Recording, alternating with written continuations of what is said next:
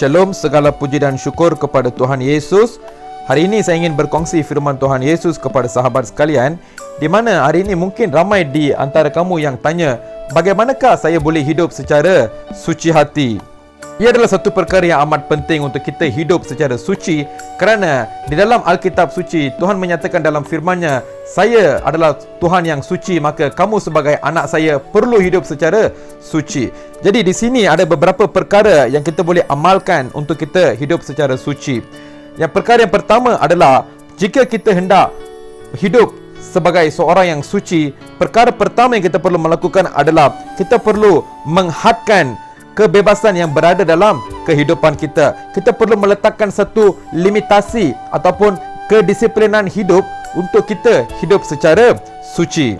Contohnya, dalam hidup kita, kita tidak boleh hidup seperti orang di dunia ini. Seperti mereka boleh meluangkan masa, menghabiskan masa dengan menonton televisyen. Tetapi kita sebagai anak Tuhan, kita perlu meluangkan masa di kehadiran Tuhan dengan membaca firman Tuhan Yesus dan berdoa.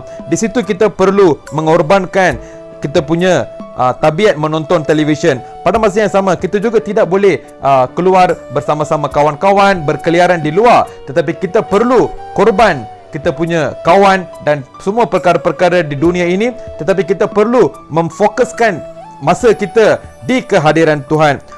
Pada masa yang sama, kita juga perlu mengorbankan tidur kita, kerana kita perlu bangkit pada awal pagi untuk kita berdoa. Kita tidak boleh tidur seperti orang lain dengan lena sehingga pagi esok. Tetapi kita perlu bangun awal pagi untuk mencari Tuhan, untuk membaca firman Tuhan. Di situ kita dapat melihat bahawa untuk kita hidup secara suci, ia bukanlah satu perkara yang susah, tetapi ia perlu pengorbanan dalam hidup kita, pengorbanan masa, pengorbanan sahabat kita, pengorbanan perkara-perkara di dunia ini, supaya kita ingin hidup seperti mana kehendak Tuhan, iaitu hidup secara suci. Semoga Tuhan Yesus memberkati.